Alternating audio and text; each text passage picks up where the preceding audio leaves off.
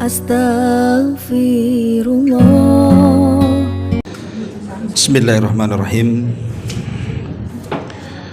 Assalamualaikum warahmatullahi wabarakatuh.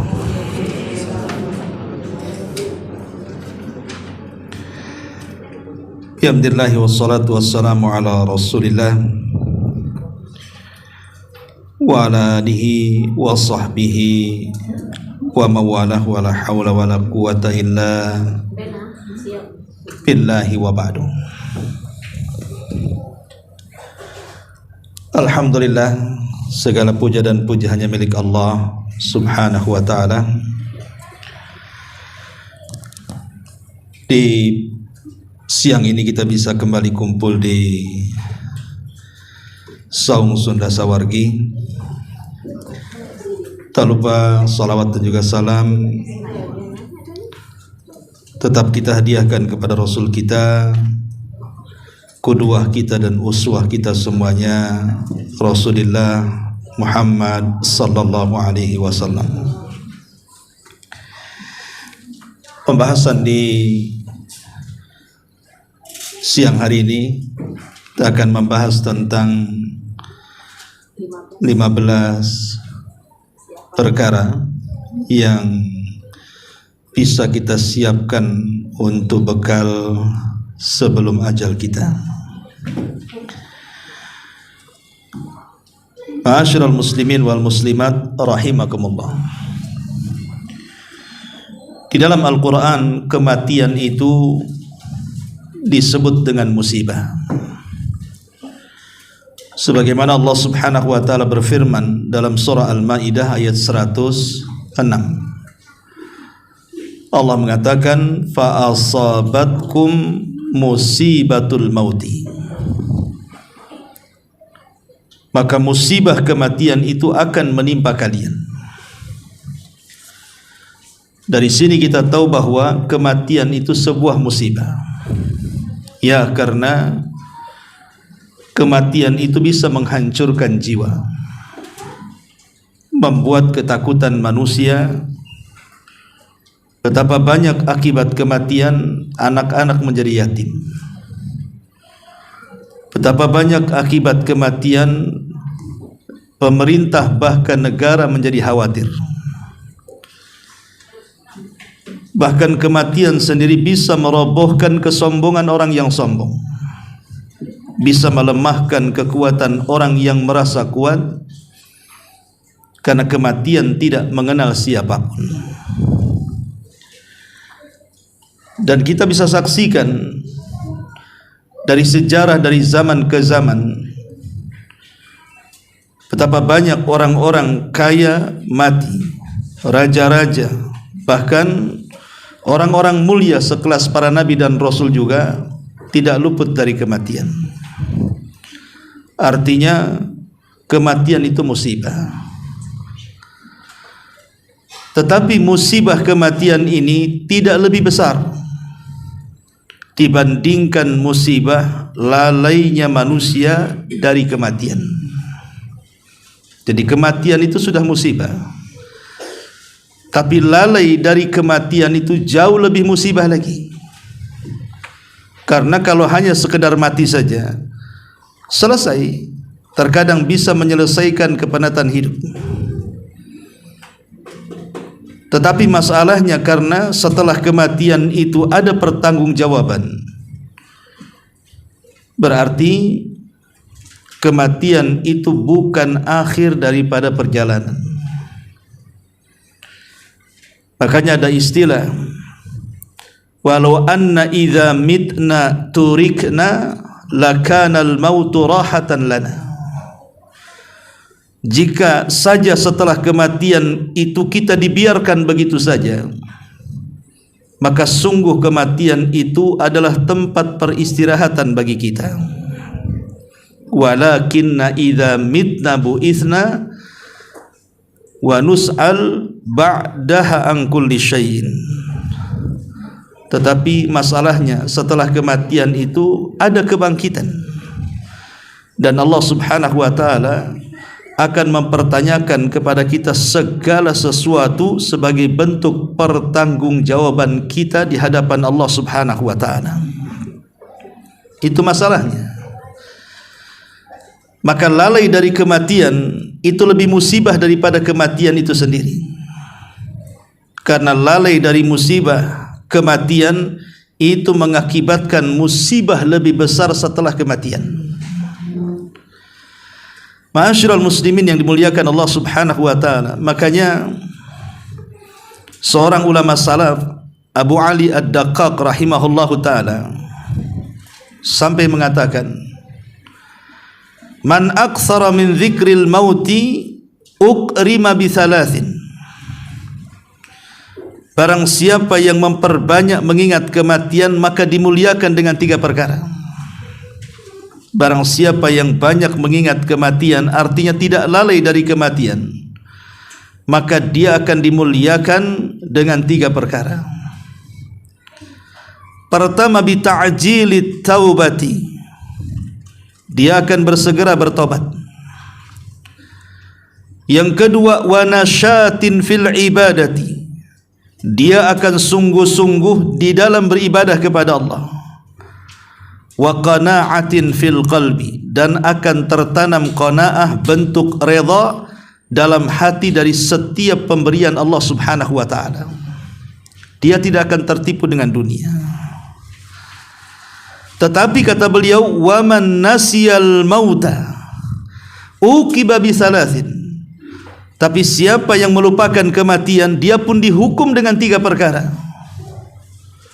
Apa saja 3 perkara itu? Bitaswifin fit taubati, maka dia akan mengundur-undur taubat, melambat-lambatkan taubat. Kapan lu taubat? Nanti-nanti. Wa kaslin fil ibadati, menjadi lemah dan malas saat beribadah. Wa adamil qanaati fil qalbi, dan hilang perasaan qanaah, redha dengan pemberian Allah. Dia akan tergantung hatinya dengan dunia. Inilah fungsi kenapa kita tidak boleh lalai dari kematian. Karena orang yang lalai dari kematian dipastikan dia tidak mau tobat. Dia akan malas ibadah dan hatinya akan tergila-gila dengan dunia. Tapi sebaliknya, orang yang mengingat kematian, maka dipastikan dia akan bersegera bertobat dan akan semangat untuk beribadah, dan pasti hatinya juga akan hanya diberikan kepada Allah Subhanahu wa taala saja. Ma'asyiral muslimin wal muslimat rahimakumullah. Kematian manusia itu umumnya ada 2 kelompok. Umumnya orang yang mati itu ada 2 kelompok. Kelompok yang pertama, saat kematian atau saat ajal menjemput dia, dia sangat merindukan ingin berjumpa dengan Allah Subhanahu wa taala. Dan kalau ini keberadaannya, maka Allah pun akan rindu berjumpa dengan orang yang seperti ini. Tapi ada kelompok yang lainnya, kelompok yang saat ajalnya datang, dia benci berjumpa dengan Allah, tidak suka berjumpa dengan Allah. Maka orang yang seperti ini dipastikan Allah pun murka dan tidak suka berjumpa dengan dia. Itulah yang dikatakan Nabi SAW dalam hadis Aisyah Ummul Mukminin radhiyallahu anha. Kata Nabi SAW, man ahabba liqa Allah ahabballahu liqa'ah, wa man kariha liqa Allah karihallahu liqa'ah. Kata Nabi SAW, barang siapa yang cinta berjumpa dengan Allah, Allah cinta berjumpa dengan dia. Tapi siapa yang benci berjumpa dengan Allah, maka Allah pun benci berjumpa dengan dia. Kemudian Aisyah radhiyallahu anha bertanya kepada Nabi SAW, Rasul, bukankah kita semua benci dengan kematian? Kenapa ada orang-orang yang mereka malah senang berjumpa dengan kematian karena ingin senang berjumpa dengan Allah? Bukankah kita semua membenci kematian? Apakah ada orang yang seperti itu? Maka Nabi SAW mengatakan, ya Aisyah, dengarkan, laisa dzaka, bukan seperti itu maksudnya. Walakin, akan tetapi kata Rasul, huwal abdus salih inda sakaratil mauti ta'tihi malaikatur rahman tubashiruhu biruhin wa raihan wa rabbin radin ghairi ghadban fayafrahu biliqa'illahi fayafrahullahu biliqa'i. Bukan begitu pemahamannya wahai Aisyah, kata Nabi. Tetapi di sana ada hamba yang saleh, yang tatkala sakaratul maut datang, maka malaikat-malaikat rahmat mendatanginya, kemudian menghabar gembirakan dengan wewangian yang luar biasa dan keridhaan Allah Subhanahu wa taala kepada hambanya. Maka hamba itu juga akhirnya senang ingin berjumpa dengan Allah, Allah pun senang berjumpa dengan dia. Ammal abdul asi, adapun hamba yang bermaksiat, kata Nabi, fata'tihi malaikatur rahman tubashiru bisakhatin wa adzabin fayakrahu liqa Allah fayakrahu Allahu liqa'ah. Maka hamba yang lalai, yang bermaksiat, malaikat rahmat akan datang dan menghabar gembirakan dengan azab yang datang dari Allah. Maka ketika itu dia benci berjumpa dengan Allah, Allah pun benci berjumpa dengan dia. Maksudnya apa? Jadi saat manusia itu meninggal dunia, detik-detik meninggal dunia, berdasarkan riwayat sahabat Nabi SAW, Nabi SAW menjelaskan dalam hadis yang panjang sekali dari Bara bin Azib radhiyallahu an, bahwa tatkala manusia meninggal itu didatangi oleh beberapa malaikat, salah satunya adalah malakul maut dan malaikat-malaikat pembantu, di mana malaikat-malaikat ini mendatangi orang yang hendak dicabut nyawanya, kemudian akan membisikkan di telinganya. Lah, bisikan ini ada dua macam. Bisikan yang pertama, bisikan kabar gembira dan mengatakan alla takhafu wa la tahzanu wa abshiru bil jannati allati kuntum tu'adun. Jangan sedih, jangan takut, karena Allah sudah janjikan sorga kepadamu. Tapi bisikan yang kedua sangat mengerikan dan mengatakan, ya ayyatuhan nafsul khabithah irji'i ila ghadabin minallahi wa sakhati. Wahai jiwa yang buruk, keluarlah kepada kemarahan dan kemurkaan Allah Subhanahu wa taala. Lah, bisikan yang pertama, di mana Allah Subhanahu wa taala mengutus malaikat untuk menghabar gembirakan kepada orang yang akan dicabut nyawanya. Saat itulah orang yang sedang sakaratul maut rindu berjumpa dengan Allah. Maka saat menjelang kematiannya, Allah pun sangat rindu ingin berjumpa dengan dia. Tapi bagi orang yang kena bisikan yang kedua, diancam dengan kemurkaan dan kemarahan Allah Subhanahu wa taala, disitulah dia benci berjumpa dengan Allah, dan saat itulah Allah juga benci dengan dia.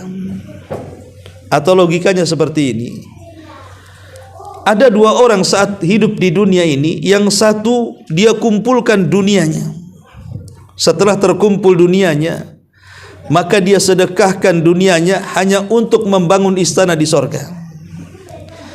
Sementara yang satu dia kumpulkan dunianya, setelah terkumpul dunianya justru dia membuat istana di dunia. Saat kematiannya, tentu kelompok yang pertama dengan yang kedua akan berbeda. Orang yang menghabiskan kekayaannya untuk membuat istana di sorga, saat kematiannya maka dia sangat ingin berjumpa dengan Allah. Kenapa? Karena dia sudah menginvestasikan kekayaannya di sorga, dia ingin kembali kepada keuntungannya. Tapi orang yang kedua, yang dunianya untuk membangun istana di dunia, maka dia benci untuk menjelang kematiannya. Kenapa? Karena dia akan meninggalkan kekayaannya. Dia akan meninggalkan rumahnya, istananya, uangnya, tanahnya, kekayaannya, bisnisnya, sehingga dia tidak mau mati.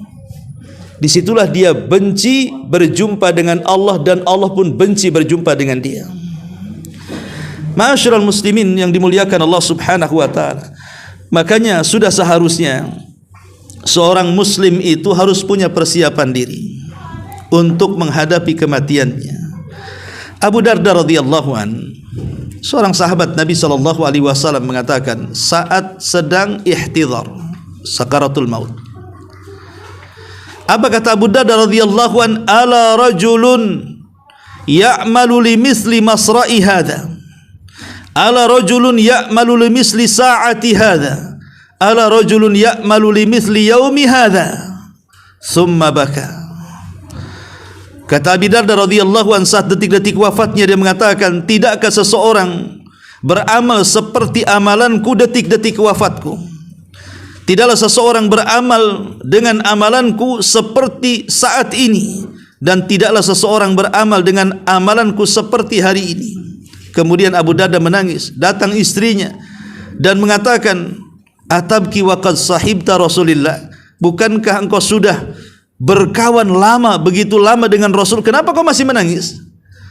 Maka Abi Darda radhiyallahu an mengatakan, mali la abki wala adri allamun ahjam min dhunubi. Kenapa aku tidak menangis, kata Abi Darda, sementara aku tidak tahu apakah pahalaku jauh lebih besar dibandingkan dosa-dosaku, apakah balasanku lebih mulia dibandingkan azabku, apakah yang akan saya terima itu dalam bentuk kebahagiaan atau dalam bentuk azab yang akan Allah timpakan.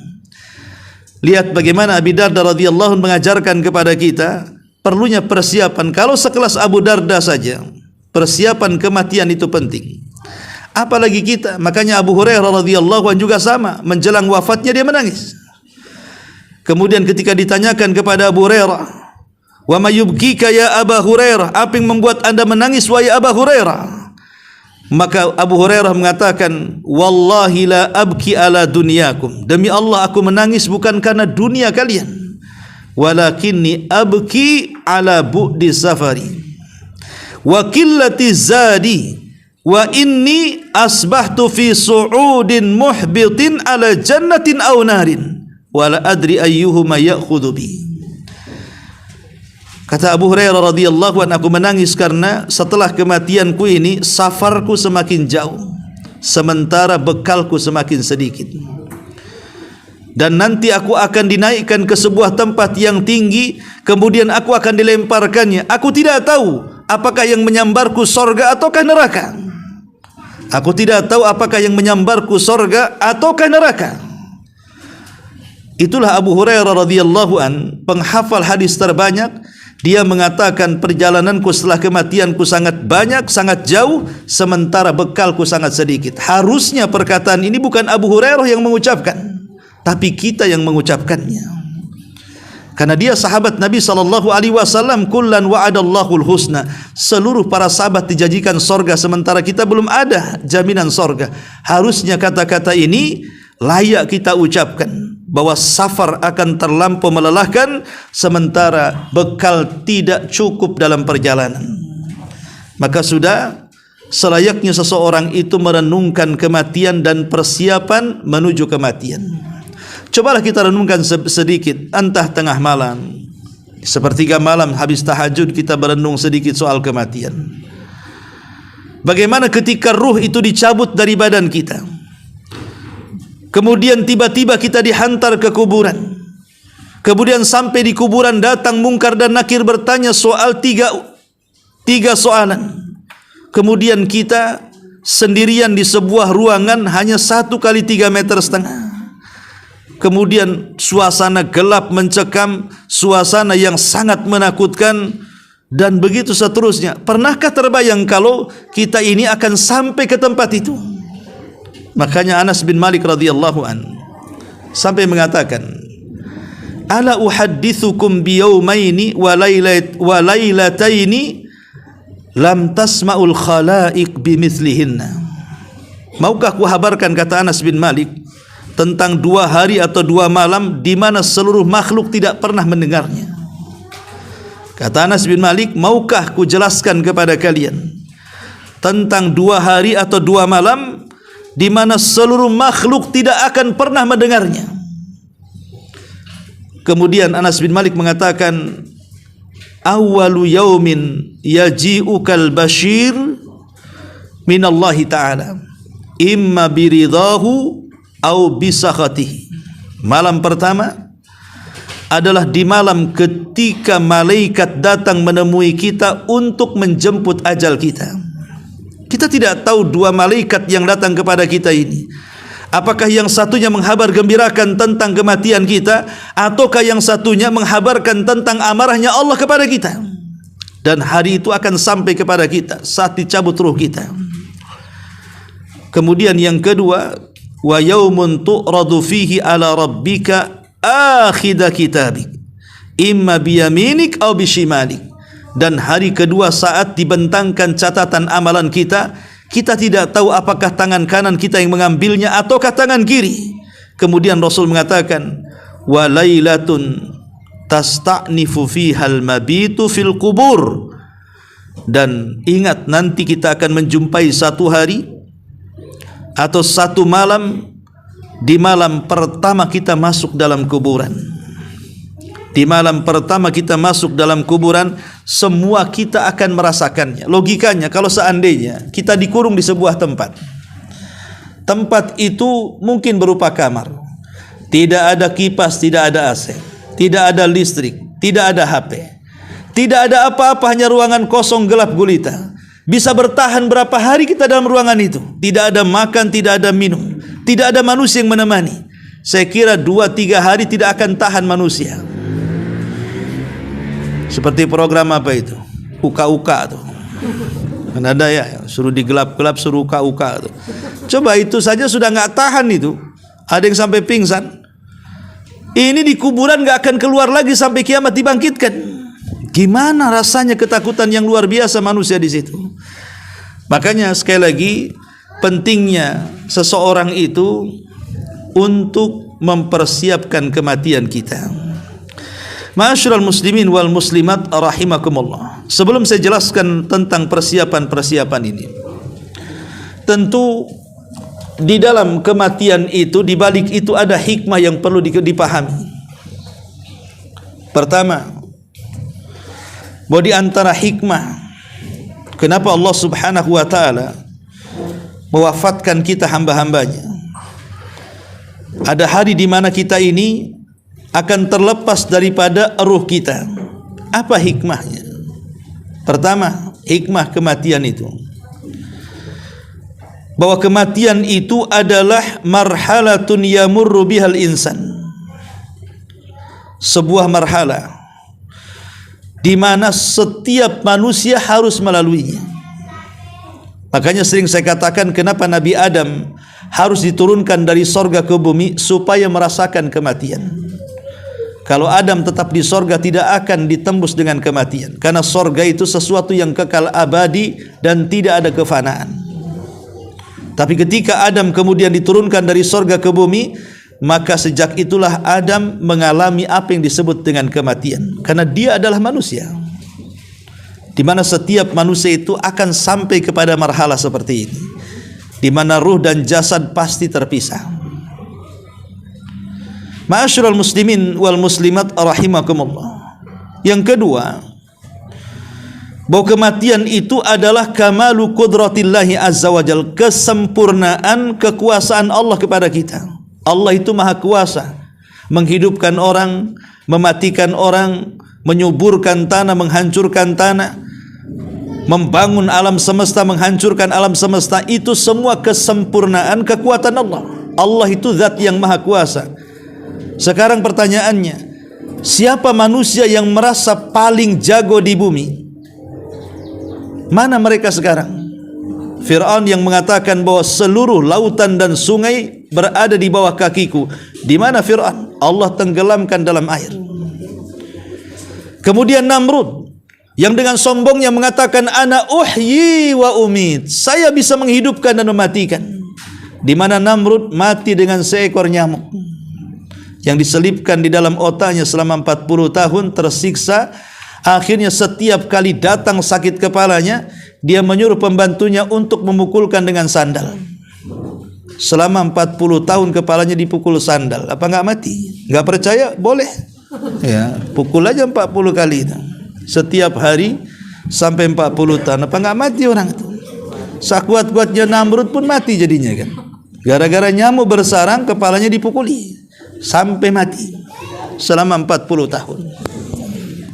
Qarun yang gemboknya saja, kunci-kunci gemboknya saja itu dibawa oleh orang-orang kuat, bukan 1-2 orang. Banyak yang menggotongnya. Macam mana gemboknya, macam mana pintunya, macam mana gudangnya. Kuncinya saja yang bawa orang-orang kuat itu. Uli kuah, orang-orang yang punya kekuatan. Itu baru kuncinya. Mungkin kunci zaman dulu beda dengan kunci sekarang ya. Mungkin kunci dari zaman dulu mungkin besar-besar gitu ya. Ya gemboknya pasti besar itu. Pintunya lebih besar lagi, gudangnya lebih besar lagi. Artinya tidak ada orang yang paling kaya melebihi Qarun. Pertanyaannya, di mana Qarun? Ya, tidak ada lagi Qarun. Allah sudah tenggelamkan ke dasar bumi. Dan itu menunjukkan kesempurnaan kekuasaan Allah Subhanahu wa taala, mampu menghidupkan dan mematikan. Kemudian yang ketiga, bahwa kematian dan kehidupan itu sebuah ujian yang datang dari Allah. Alladzi khalaqal mauta wal hayata liyabluwakum ayyukum ahsanu amala. Dialah yang menciptakan adanya kehidupan dan kematian untuk apa? Untuk menguji kalian siapa di antara kalian yang paling baik amalannya. Jadi kematian itu ujian. Bahkan fitnah dari Allah Subhanahu wa taala kepada kita. Lulus enggak dalam kehidupan kita dengan kematian atau tidak? Makanya kenapa setiap solat, setelah kita membaca salawat dalam tasyahud akhir, kita meminta kepada Allah dari 4 perlindungan. Salah satunya adalah dari keburukan saat hidup dan saat kematian. Wa a'udzubika min adzabi jahannam wa min adzabil qabri wa min fitnatil mahya wal mamat. Dan dari fitnah kehidupan dan kematian. Maksudnya para ulama mengatakan fitnah kematian di sini maksudnya fitnah menjelang ajal kematiannya, yang menentukan apakah dia mengakhiri hidupnya sul khotimah atau husnul khotimah. Karena iblis tidak akan membiarkan orang yang sedang sakaratul maut itu dia mati husnul khotimah, pasti menginginkan suul khotimah. Makanya di saat itulah, saat kritisnya manusia, saat menjelang kematian, iblis dan tentaranya jauh lebih banyak berkumpul di sekitarnya dibandingkan para malaikat. Karena jangan sampai kemudian hamba Allah ini mati dan dia tidak kufur. Itulah yang ditakutkan iblis. Maka ini semualah ujian bagi Allah. Kenapa Rasul sallallahu alaihi wasallam sampai berdoa setiap salat itu, ya muqallibal qulub tsabbit qalbi ala ta'atik. Wahai zat yang membolak-balikan hati, tetapkan hatiku di atas ketaatan kepadamu. Sampai kapan? Sampai mati. Istiqomah, ya. Kemudian yang keempat, bahwa kematian itu fil mauti ni'amun azimatun la tata'atta lin-nasi illa bihi. Di dalam kematian itu ada nikmat yang sangat besar sekali yang dirasakan oleh manusia yang hidup. Jadi kalau ada orang mati, itu bagi orang yang hidup, maka itu sebuah nikmat yang besar. Sebab kalau seandainya tidak ada orang mati sejak zaman Nabi Adam sampai hari ini, siap Batam ini mungkin gak kayak gini padatnya. Mungkin gak ada tempat mungkin kita. Mungkin ibu di pinggir-pinggir itulah, di pelataran-pelataran itu. Mungkin tinggal di solokan-solokan ya. Karena mungkin kota-kota sudah dihuni oleh umat sebelum kita. Mungkin kita ketepinggirkan ke hutan-hutan sana. Kalau seandainya sejak Adam sampai hari ini tidak ada orang mati, kita nggak bisa bayangkan. Coba bayangkan. Mungkin Indonesia ini nggak cukup gitu ya untuk menampung orang sebanyak itu. Bahkan dunia juga tidak akan cukup untuk menampung. Makanya kenapa pada hari kiamat, saat kiamat dibangkitkan, bumi ini dirubah bentuknya. Yang tadinya bulat akhirnya terhampar. Sebab kalau bumi bulat kemudian Allah membangkitkan sejak Adam sampai yang terakhir mati, nggak akan muat. Makanya dengan cara Allah katakan wal ardu muddat, dan bumi dibentangkan, maka walaupun manusia dibangkitkan semuanya, maka bumi akan siap menampungnya. Artinya dengan adanya kematian nikmat besar bagi yang hidup, sehingga orang yang hidup bisa bertempat tinggal di mana saja. Bumi masih longgar bagi mereka. Ini di antara hikmah kematian juga. Dan kematian juga, lam yakhliqillahul bashar fid dunya ala hilqatin qabilatin lid-dawam. Bahwa di antara hikmah kematian, Allah tidak menciptakan manusia di dunia ini dalam bentuk yang kekal abadi. Dalam bentuk yang kekal abadi tidak. Demi kemaslahatan. Demi kemaslahatan. Coba kalau seandainya di zaman Nabi Nuh yang postur tubuhnya seperti postur tubuh Adam kan, 30 meter, kemudian datang ke saung Sunda minta makan, kira-kira berapa bakul tuh dia makan tuh? Pun susah kalau mereka desak-desak bayar listrik, diinjak-injak kita ini. Mungkin kepencet-pencet mati tuh saat ngantri itu. Kalau kumpul sama kaumnya Nuh ya, yang besar-besar itu. Kemudian kalau mereka buat mobil juga mungkin lebih besar, mungkin segede gini mobilnya. Mobil kita kecil, disangka mobil-mobilan sama orang tuh. Ya. Jadi kan ini hikmah sebenarnya. Kenapa kemudian adanya kematian itu? Ya, ini di antara contoh hikmah-hikmah yang disebutkan para ulama. Ma'asyiral muslimin yang dimuliakan Allah Subhanahu wa taala, intinya bahwa dalam kematian itu ada hikmah. Maka jangan pernah kita dilalaikan dari kematian. Kalau sampai kita dilalaikan dari adanya kematian, karena ada saja orang-orang itu yang menganggap dirinya tidak akan mati, itu masalahnya. Padahal di depan mata loh sudah jelas-jelas dia melihat orang tabrakan mati, jelas-jelas mati. Bahkan dengan tangannya dia mandikan, dengan tangannya dia kafankan, dengan tangannya dia solatkan, bahkan dia kuburkan. Habis menguburkan orang mati, dia tidak merasa dia akan mati. Buktinya apa? Buktinya tidak berubah kehidupannya. Habis dari kuburan ngantarkan jenazah, ya tidak solat, tetap tidak solat. Tidak mau ngaji, tetap tidak mau ngaji. Tidak mau silaturahmi, tetap juga. Tidak mau baca Quran juga, dan begitu seterusnya. Itu tanda bahwa dia lalai mengingat kematian. Padahal kematian di depan matanya. Makanya kenapa kemudian lalai dari kematian itu? Bisa mengakibatkan banyak hal. Pertama, orang yang lalai dari kematian itu biasanya suka menghabiskan waktunya kepada sesuatu yang tidak ada manfaat dalam hidupnya. Dipastikan itu. Orang yang suka hura-hura hari-hari, menghambur-hamburkan kekayaannya dengan maksiat ke tempat-tempat maksiat, atau mungkin menghambur-hamburkan kekayaannya ke tempat-tempat yang mubah, atau membeli sesuatu yang mubah dan begitu seterusnya. Ini umumnya orang yang seperti ini biasanya karena tidak ingat mati. Maka dia habiskan umurnya untuk perkara-perkara yang tidak ada faedahnya. Ataupun yang kedua, biasanya orang-orang yang lalai dari kematian itu, dia mengecilkan perkara-perkara yang besar. Contoh, meremehkan dosa. Dia kira kalau seandainya dia tidak salat atau meninggalkan salat 5 waktu, kemudian jatuh kepada perkara-perkara maksiat, zina, judi dan yang semacamnya, dia kira Allah tidak akan membiarkan mereka. Tidak, Allah tidak akan membiarkan mereka. Karena orang yang lari dari kematian itu biasanya begitu, dia mengecilkan perkara besar. Ah, salat itu buat apa? Yang penting KTP Islam katanya. Yang penting KTP-nya katanya. Ataupun biasanya seperti yang dikatakan Ali bin Dakok tadi, orang lalai dari kematian itu akhirnya malas tobat, kemudian malas beribadah dan melakukan ketaatan, dan hatinya tergantung dengan dunia, tidak ada qanaah.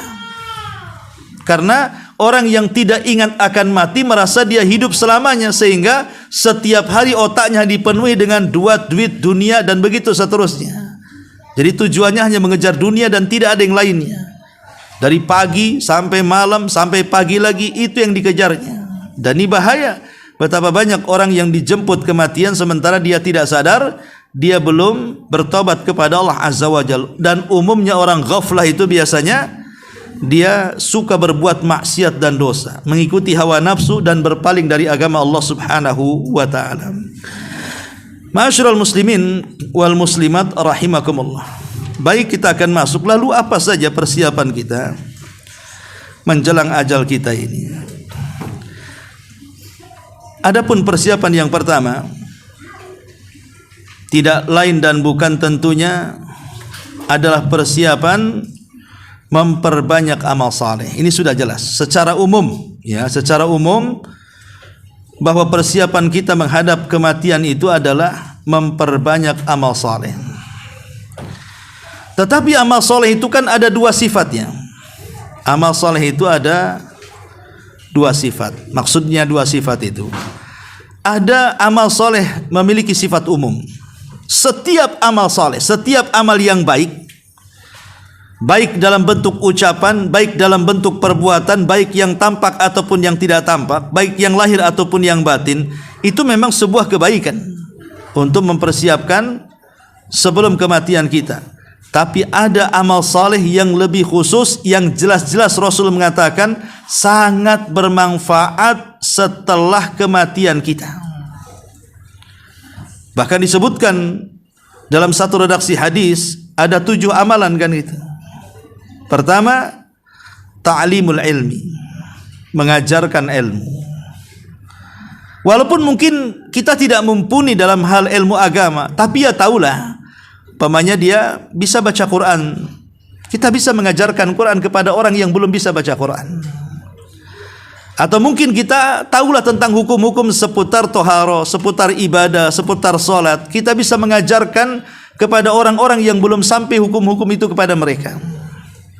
Coba bayangkan, minimalnya walaupun tidak kepada orang lain, kepada keluarga lah.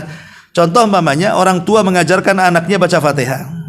Coba bayangkan, Fatihah yang dihafal anaknya dari orang tuanya itu pasti akan dibaca minimalnya sehari 17 kali itu dalam sholat tuh.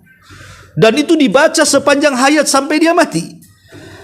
Berarti ibu yang mengajar Fatihah kepada anak itu, dia akan mendapatkan bacaan Fatihah anaknya saat sholat 17 kali dalam sehari. Sementara bacaan Quran itu 1 huruf 10 pahala. Fatihah itu berapa huruf itu? Kalikan saja kali 10. Maka orang yang mengajarkannya pun akan mendapatkan hal yang sama dengan pembacanya. Karena Rasul mengatakan man dalla ala khairin kafa'ili.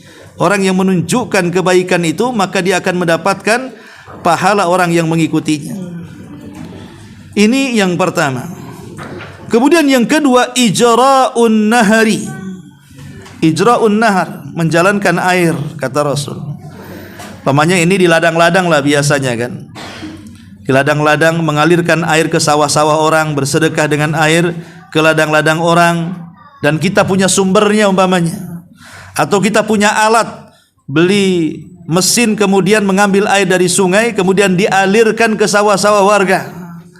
Maka itu amalan yang luar biasa. Kenapa demikian? Karena menyangkut jiwa manusia.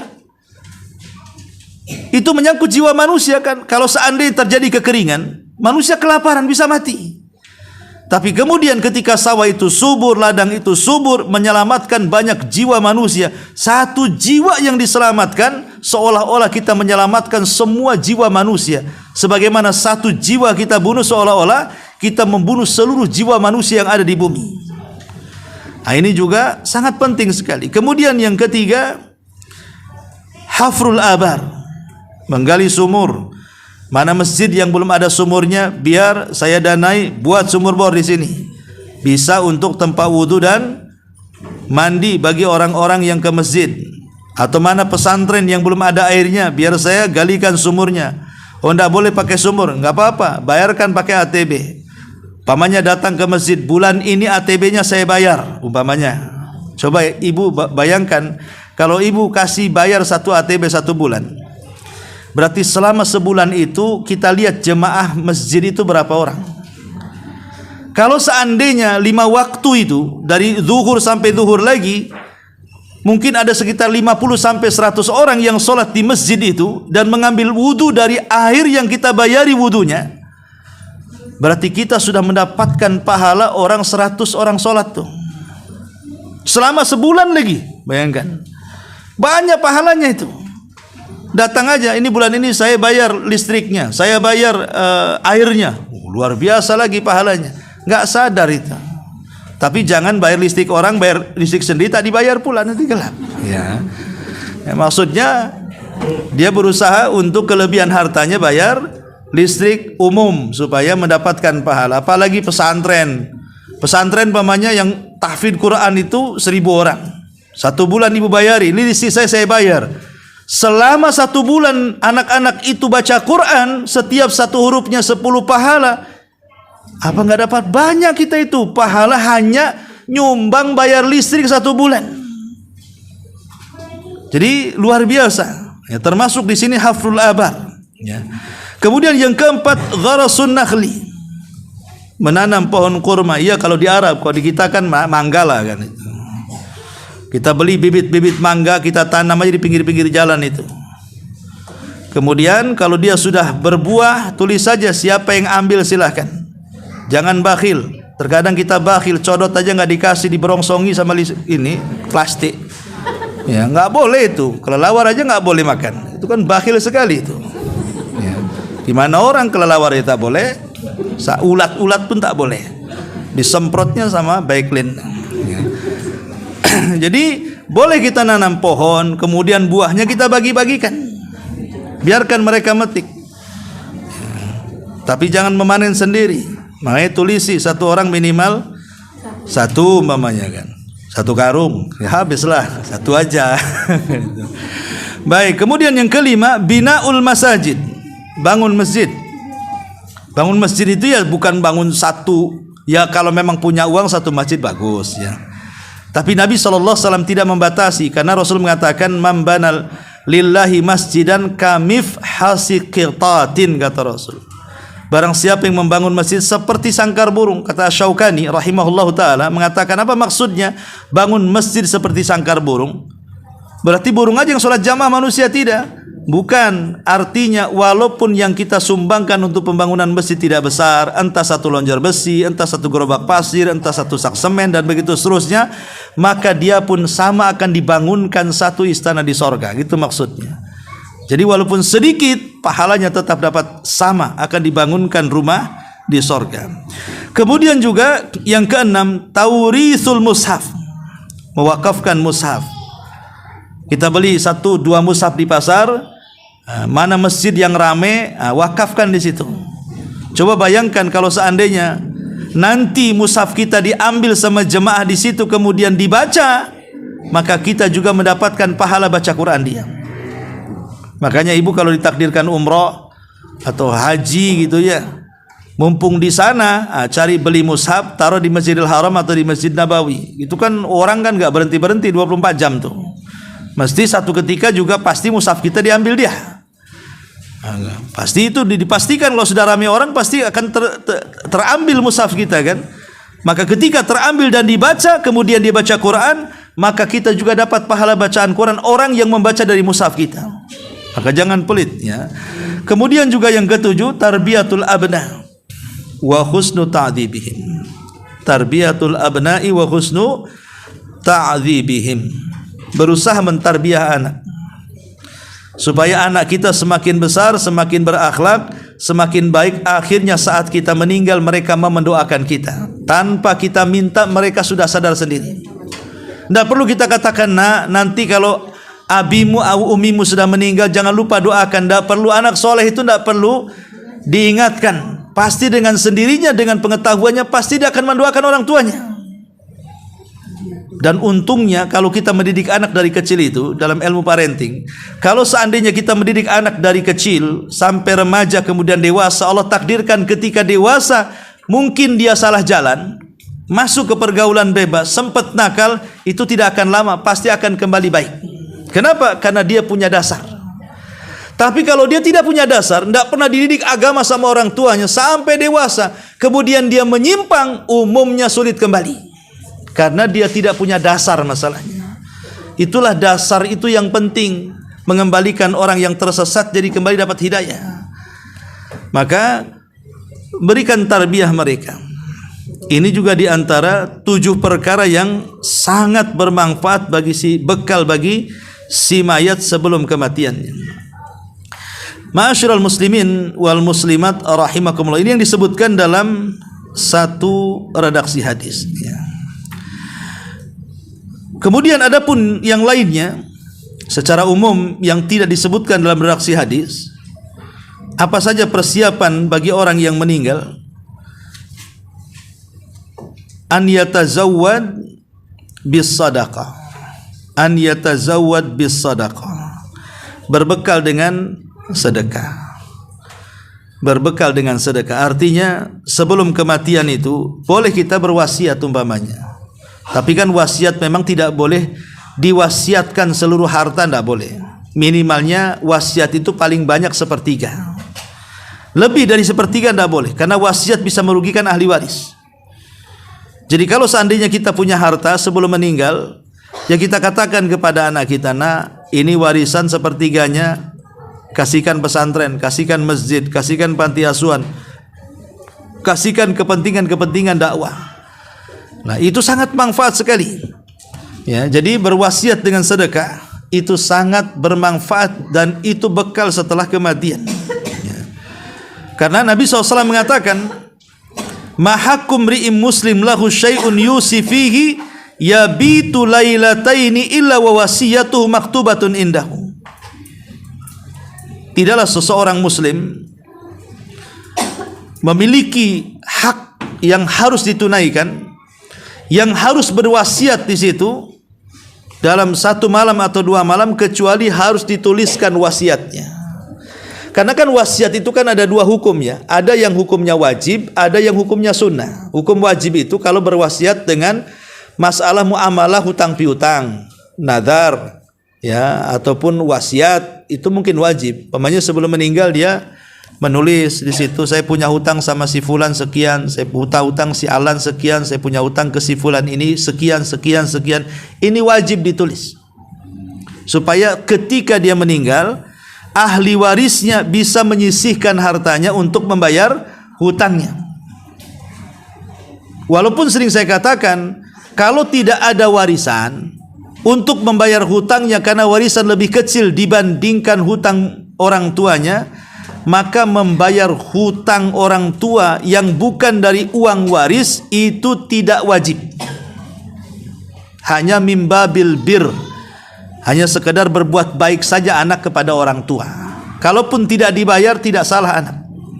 Pamannya hutangnya 1 miliar, sementara warisannya 100 juta, kan enggak sesuai kan? Berarti yang 9 jutanya dari mana kan itu untuk membayar sisanya itu, sementara anaknya miskin. Maka tidak ada kewajiban anak untuk membayar hutang di luar dari harta waris. Tapi kalau ada harta waris wajib dibayar. Ya, itu perbedaannya di situ. Ya, jadi kalau tidak ada harta waris sementara orang tua meninggalkan kita hutang, maka tidak wajib dibayar. Artinya kalau tidak dibayar tidak berdosa anak. Tapi kalau seandainya mau dibayar oleh uang anaknya, itu mimbab albir alal walidaini. Itu masuk dalam bab tentang berbuat baik anak kepada orang tua semasa kematiannya. Tapi kalaupun tidak dibayar tidak ada masalah. Ini yang harus dipahami. Kemudian wasiat yang kedua itu wasiat yang hukumnya sunnah. Mungkin sebelum wafatnya dia kumpulkan anak-anaknya, nak, tolong jangan tinggalkan sholat, jaga adik-adikmu, ajari agama, jangan suka malas untuk hadir di majelis ilmu. Pokoknya wasiat-wasiat nasihat. Nah, itu sunnah hukumnya. Dan itu yang banyak dilakukan para ulama salaf. Ya, seperti umpamanya wasiat Umar bin Abdul Aziz kepada anak-anaknya. Dia khalifah, tapi dia tidak mewariskan kekayaan kepada anak-anaknya. Padahal anaknya banyak loh, 10 lebih. Umar bin Abdul Aziz itu. Tapi satu anaknya tidak diwariskan harta kekayaan ayahnya, padahal seorang khalifah. Hanya sedikit dirham yang ditinggalkan Umar bin Abdul Aziz itu. Tapi dia berwasiat kepada putra-putranya satu kalimat, jangan tinggalkan takwa. Jangan meninggalkan ketakwaan. Rupanya wasiat itu dipegang oleh anaknya. Setelah kematian Umar bin Abdul Aziz, semua anak-anaknya kaya raya. Bahkan setiap peperangan, anak-anaknya Umar bin Abdul Aziz lah sebagai pendana besarnya. Padahal tidak mendapatkan waris dari orang tuanya, hanya mendapatkan wasiat jangan pernah meninggalkan takwa. Ya, karena takwa itu justru wasiat membuka kekayaan. Bukankah Allah mengatakan wa man yattaqillaha yaj'al lahu makhraja wa yarzuqhu min haitsu la yahtasib. Dia akan diberikan rizki dari arah yang tidak disangka-sangka. Jadi berbekalah dengan bekal sedekah dan juga berbekalah dengan bekal wasiat ya, yang tadi disebutkan. Ma'asyiral muslimat yang muslimin wal muslimat rahimakumullah. Kemudian juga bekal selanjutnya adalah al-muhafazatu ala maftaradahu Allah Ta'ala alal muslim. Menjaga apa-apa yang telah Allah wajibkan kepada kita seorang muslim. Apa yang Allah wajibkan kepada kita? Salat 5 waktu. Maka salat 5 waktu itu yang wajib jangan pernah ditinggalkan sampai menjelang ajal. Sampai Syekh Utsaimin mengatakan, selama akal kita masih ada, sehat, tidak error, kalau seandainya ada yang membisikkan di telinga kita, kita paham, maka selama itu salat belum gugur. Walaupun badannya tidak bisa bergerak. Ya, jadi selama yang membisikkan itu, umpamanya seseorang koma, kita bisikkan di telinganya, memang zahirnya mana bisa dengar, tapi kalau hakikatnya dia mendengar ucapan kita dan mencernanya, cuma dia tidak bisa bergerak saja karena koma, maka tetap dia harus sholat dengan cara membayangkan. Tapi kalau bisa bergerak, umpamanya gerak tangannya, maka kita bisa sholat dengan gerakan tangan. Ya, maka lebih daripada itu, kalau memang bisa dalam kondisi miring ke sebelah kanan atau terlentang, maka jauh lebih baik lagi. Syukur-syukur sampai bisa berdiri. Tapi yang jelas bahwa kewajiban itu tidak boleh ditinggalkan. Dan itu persiapan sebelum ajal. Kemudian juga yang selanjutnya adalah al-iktsar min dzikril mauti. Perbanyak mengingat kematian. Ini juga bagian bekal. Perbanyak mengingat kematian. Kenapa? Karena Rasul yang memerintahkan kita memperbanyak kematian, mengingat kematian. Karena orang yang ingat mati pasti akan hati-hati. Melangkah pun hati-hati. Dia tidak mungkin melakukan kemaksiatan terbayang nanti saya mati. Semana tanggung jawab saya di hadapan Allah. Kemudian ketika kita hendak meninggalkan kewajiban tak jadi. Kenapa? Nanti macam mana kalau saya mati kemudian dipertanggungjawabkan di hadapan Allah. Dan begitu seterusnya. Akhirnya kemudian orang yang ingat mati itu dipastikan dia pasti akan menjadi orang baik, disiplin dan bertanggung jawab. Tapi orang yang tidak ingat dengan kematian dipastikan jadi orang jahat. Kenapa orang bisa korupsi? Karena tidak ingat mati. Kenapa orang bisa narkoba? Karena dia tidak ingat mati. Kenapa orang bisa berzina? Karena dia tidak ingat mati. Dan begitu seterusnya. Jadi orang yang tidak ingat mati itu melahirkan maksiat yang banyak. Kemudian juga selanjutnya al-isti'dad lil mauti bit taubati as-sadiqah. Persiapan kematian dengan cara bertobat, dengan taubat yang jujur. Dengan taubat yang jujur, terutama detik-detik sebelum ajal lah, kalau ibu bapak sudah merasakan sakit parah gitu ya. Udah kata dokter udah nggak bisa ditangani, tapi kita masih berpikir, disitulah kesempatan kita memperbanyak taubat. Karena kalau sampai kita tidak bertobat kepada Allah Azza wa Jalla dengan cara meninggalkan maksiat, menyesal dari kemaksiatan dan berjanji untuk tidak kembali kepada maksiat, dan kalau itu berkaitan dengan dosa orang lain dengan mengambil hak mengembalikan kepada orang yang berhak, maka kalau dia bisa memenuhi syarat-syarat tobat sebelum kematiannya, ini sebuah kebaikan. Jangan seperti Fir'aun tobatnya ketika nyawa di kerongkongan. Kemudian juga al-iktsar minal istighfar. Perbanyak istighfar. Terutama ya sudah tua lah. Makanya Nabi SAW ketika di usia-usia senjanya itu memperbanyak istighfar dan tasbih pada setiap ruku dan sujudnya. Berdasarkan perintah Allah Subhanahu wa taala, "Idza jaa nasrullahi wal fath wa ra'aitan nas yadkhuluna fi dinillahi afwaja fasabbih bihamdi rabbika wastaghfir. Innahu kana tawwaba." Setelah turunnya ayat ini, ada perintah untuk bertasbih, bertahmid dan istighfar, maka Rasul tidak pernah meninggalkan 3 kalimat ini dalam ruku dan sujudnya. Di usia senjanya itu Nabi bahkan istighfarnya saja paling sedikit 100 kali. Padahal sudah diampuni dosa yang telah, yang sedang, yang akan datang. Loh, kita pula tidak mau istighfar, kan aneh gitu. Padahal dosanya banyak. Kemudian yang kelima, yang selanjutnya al-isti'dad bid-du'a, mempersiapkan dengan doa. Doa supaya kita istiqomah menjelang kematiannya. Kemudian al-istidlal lil mauti bi dzikri adzabil qabri wa naimihi. Persiapan menjelang kematian dengan cobalah ingat setelah kematian itu ada azab kubur, ada nikmat kubur, ada fitnah kubur, dan itu bisa membangkitkan semangat kita untuk beribadah kepada Allah Subhanahu wa taala dan begitu seterusnya. Karena sudah lelah ya. Maka saya sampai di sini saja. Baik, sebelum saya tutup kita buka tanya jawab saja. Silakan. Iya, silakan. Assalamualaikum Ustaz. Waalaikumsalam. Ada pernah mendengar himpitan kubur gitu Ustaz? Hah? Himpitan kubur. Himpitan kubur, ayo. Itu bagaimana Ustaz? Itu aja Ustaz. Iya, himpitan kubur itu dalam bahasa hadis disebut dogtatul qabri. Itu bagian daripada peristiwa-peristiwa kuburan. Dan himpitan kubur itu semua akan dihimpit. Mukminnya dihimpit, kafirnya dihimpit, bayinya dihimpit, orang dewasanya dihimpit. Bahkan sahabat Nabi pun kena himpit. Apalagi kita pasti dihimpit. Lalu apa bedanya himpitan kubur orang kafir dengan orang yang beriman?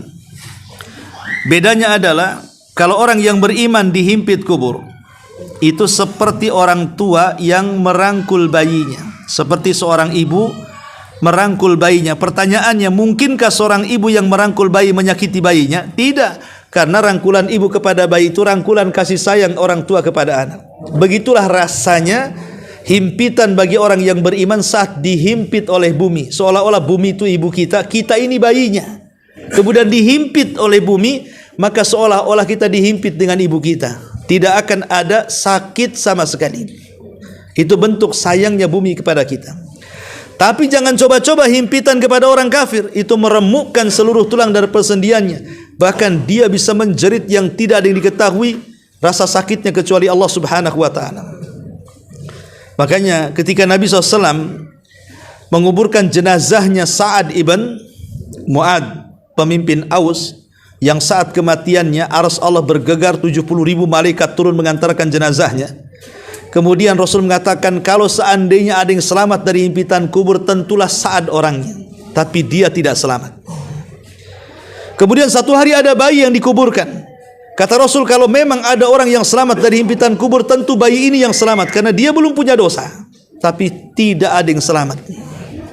Jadi khusus himpitan kubur, tidak ada yang selamat. Sama. Tapi kalau fitnah kubur, azab kubur, nikmat kubur, itu ada yang selamat, ada yang tidak. Tapi khusus himpitan, maka tidak ada yang selamat. Tapi bedanya begitu, kalau kepada orang yang beriman, tidak menyakiti badannya, karena seolah-olah seperti ibu merangkul anaknya. Tapi bagi orang kafir bisa menyiksa kehidupannya sepanjang masa. Ya, wallahu alam. Ya, baik, itu saja. Sudah 11 lebih. Mudah-mudahan ada manfaatnya. Subhanakallahumma bihamdika, asyhadu an la ilaha illa anta astaghfiruka wa atubu ilaik. Allahu ta'ala alam. Assalamualaikum warahmatullahi wabarakatuh.